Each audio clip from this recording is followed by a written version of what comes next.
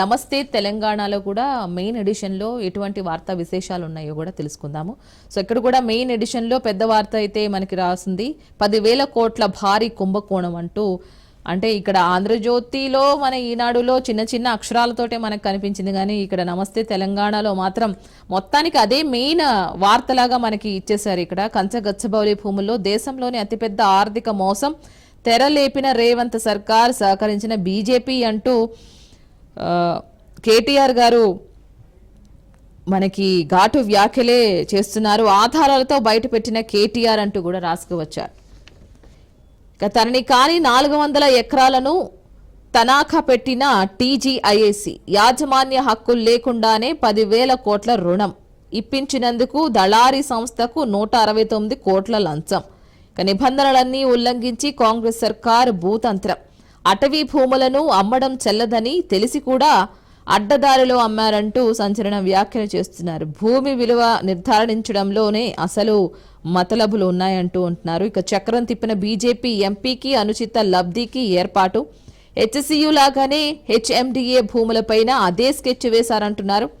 ఇక సిబిఆర్బీఐకు సివిసి అలాగే కేంద్రం వెంటనే భూ కుంభకోణంపై దర్యాప్తు జరిపించాలి, స్పందించకపోతే రేవంత్ బీజేపీ కుమ్మక్కు అయినట్లే. ఇంకా దీని మీద ఎంత మేము చెప్తున్నా ఇంకా వారు స్పందించట్లేదు అంటూ, స్పందించకపోతే ఇక బీజేపీ ఇంకా రేవంత్ కుమ్మక్కు అయినట్లేనంటూ కూడా పెద్ద క్వశ్చన్ మార్క్గానే చెప్పుకోవచ్చారు రేవంత్ సర్కార్ మీద. మొత్తానికైతే 10,000 కోట్ల భారీ కుంభకోణం జరిగిందంటూ ఎప్పటి నుంచో దీని మీద కుంభకోణం జరిగింది అంటున్నారే కానీ బయటికి పెట్టలేదు. కానీ ఈ రోజు మనకి నిన్న తెలిసిన విషయం ఏంటంటే 10 కోట్ల వరకు భారీ కుంభకోణం జరిగింది అంటూ కేటీఆర్ గారు కొత్త అంశాన్నే బయటికి అంట. దాంతోపాటు బీజేపీ ఎంపీ కూడా దానిలో హస్తం ఉందన్నట్టు ఆయన రాసుకువచ్చారు. మొత్తానికి అదే పెద్ద వార్తలాగా ఉంది మనకి నమస్తే తెలంగాణలో. ఇంకొక వార్త చూసుకున్నట్లయితే సూచీ నేతలకు సూచి 50 అంశాల్లో అట్టడుగున భారత్ బీజేపీ పాలనలో దుర్భరస్థితిలోకి దేశం. ఆర్థిక, సామాజిక, ఆరోగ్య, ఆహార భద్రత, పారిశ్రామిక రంగాల్లో దేశం అధోగతి.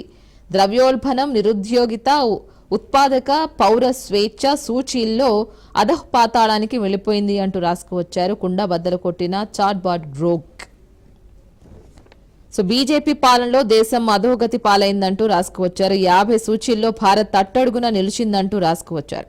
తమ పాలనా సభల్లో దేశం దేదీప్యమానంగా వెలుగుతున్న బీజేపీ చేసుకుంటున్న ప్రచారం వేస్ట్ అంటూ కూడా చాట్ గ్రోక్ కుండ బద్దలు కొట్టి మరీ రుజువు చేసింది. మరి దేశ ప్రగతికి కీలమైన ఆర్థిక, సామాజిక, విద్య, వైద్య, పారిశ్రామిక రంగాలతో పాటు భద్రత, లింగ సమానత్వం, పౌర స్వేచ్ఛ, నిరుద్యోగిత, అలాగే ప్రజాస్వామ్యం, ద్రవ్యోల్బణం ఈ తదితర అంశాల్లో సూచీల్లో భారత్ అట్టడుగున నిలిచిందంటూ కూడా గ్రోక్ టాక్ రాసుకువచ్చింది. ఇంకొక వార్తా విశేషాలను చూసుకున్నట్లయితే రజతోత్సవ సభ ఏర్పాట్లకు సమయం ఇవ్వరా అంటూ కూడా ఒక క్వశ్చన్ మార్కుతో మనకు ఒక వార్త అయితే కనిపిస్తుంది. ఇక్కడ రాష్ట్ర ప్రభుత్వానికి హైకోర్టు ప్రశ్న. వినయ్ భాస్కర్ పిటిషన్పై విచారణ. 17కు కేసును వాయిదా వేసిన బెంచ్. మొత్తానికి బీఆర్ఎస్ పార్టీ రజతోత్సవ సభ అనుమతినిచ్చే విషయంపై తీసుకునే నిర్ణయాన్ని ఇంకా వెలువడించలేదు అన్నట్టుగానే ఇక్కడ క్వశ్చన్ మార్క్. సో మొత్తానికైతే ఇంకా బీఆర్ఎస్ రజతోత్సవ సభకు ఏర్పాట్లయితే చేసుకుంటుంది కానీ పర్మిషన్ అయితే ఇంకా రాలేదు అన్నట్టుగా ఇక్కడ తెలుస్తుంది. సో హైకోర్టు రాష్ట్ర ప్రభుత్వానికి పోలీసులు నోటీసులు జారీ చేసింది కూడా. బీఆర్ఎస్ శ్రేణులు పార్టీ సభకు ఏర్పాట్లు చేసుకోవడానికి తగిన సమయం కావాలి కదా అంటూ ప్రభుత్వాన్ని ప్రశ్నించింది. మరి తదుపరి విచారణ ఈ నెల 17కు వాయిదా వేసింది. బీఆర్ఎస్ రజతోత్సవ వాళ్ళని పురస్కరించుకొని హనుమకొండ జిల్లా ఎలకతుర్తిలో భారీ బహిరంగ సభను వేడుకలుగా నిర్వహించేందుకు ప్రభుత్వం అనుమతి ఇవ్వకపోవడాన్ని సవాల్ చేస్తూ ఆ పార్టీ హనుమకొండ జిల్లా అధ్యక్షుడు అక్కడ హైకోర్టులో పిటిషన్ అయితే దాఖలు చేశారు. మొత్తానికి ఈ నెల 17కు వాయిదా వేసింది. 17న మరి ఎటువంటి తీర్పునిస్తుందో మనం అందరం వేచి చూడాల్సిందే. మొత్తానికి రజతోత్సవ సభలు ఏర్పాట్లకు పక్కన బీఆర్ఎస్ కసరత్తు చేస్తుంటే ఇంకా పర్మిషన్ రాకుండా ఉండడం కూడా క్వశ్చన్ మార్క్గానే మారింది.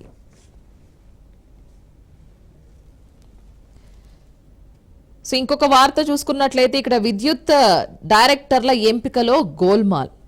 అనర్హులకు ఇంటర్వ్యూలకు పిలిచిన వైనం. సో ఇక్కడ విద్యుత్తే చూసుకోవసరం లేదు. ఇక్కడ మనకి ఈ యొక్క జనరేషన్లో ఏ ఒక్క ఆ, అంటే ఏ ఒక్క ఉద్యోగానికి వెళ్ళినా కూడా అనర్హులకు అంటే లైక్ అన్నీ ఇట్లాగే జరుగుతున్నాయనే మనం అనుకోవచ్చు. ఇక్కడ విద్యుత్ డైరెక్టర్ల ఎంపికలో మాత్రమే గోల్మాల్ అన్నట్టుగా ఇక్కడ రాసుకువచ్చారు. అర్హులకు ఇంటర్వ్యూలు పిలిచిన వైనం అనర్హులే దీనికి వెళ్ళారు అంటూ ఇంటర్వ్యూలకు వీళ్ళు రాసుకువచ్చారు. భారీ మొత్తం చేతులు మారినట్లు ఆరోపణలు. సో మొత్తానికి భారీ మొత్తమే చేతులు మార్చుకొని అనర్హులకు జాబ్స్ ఇస్తున్నారంటూ రాసుకువచ్చింది మన నమస్తే తెలంగాణ. ఒకరికి అర్హతలు లేవు, మరొకరికి మూడింతల్లో 2 అర్హతలు లేనే లేవు. మరి ఓ సంస్థకు వచ్చిన 55 దరఖాస్తులో 7 అనర్హులు ఉన్నారు అంటూ కూడా రాసుకొచ్చింది. ఇలా విద్యుత్ సంస్థల డైరెక్టర్ల ఎంపిక కోసం అర్హతలు లేకున్నా ఇంటర్వ్యూలకు పిలిచారు. దీన్ని బట్టి భారీగా అక్రమాలు చేసుకుంటున్నట్లు ఆరోపణలు వినిపిస్తున్నాయి. అర్హులను పక్కన పెట్టేసి అనర్హులకు డైరెక్టర్లు పోస్టులు కట్టబెడుతున్నారంటూ పెద్ద ఎత్తున చర్చ జరుగుతోంది. మరి ఈ వ్యవహారంలో భారీగా నగదు చేతులు మారింది అనే క్వశ్చన్ మార్క్, మరి కొందరు కోట్ల రూపాయలు కూడా సమర్పించారనే గుసగుసలు కూడా వినిపిస్తున్నాయి. మొత్తానికి అంత అమౌంట్ అయితే మారింది కాబట్టి ఇలాంటి గోల్మాల సహజమేనంటూ కొంతమంది అయితే పక్కన పడేస్తున్న వార్త అది.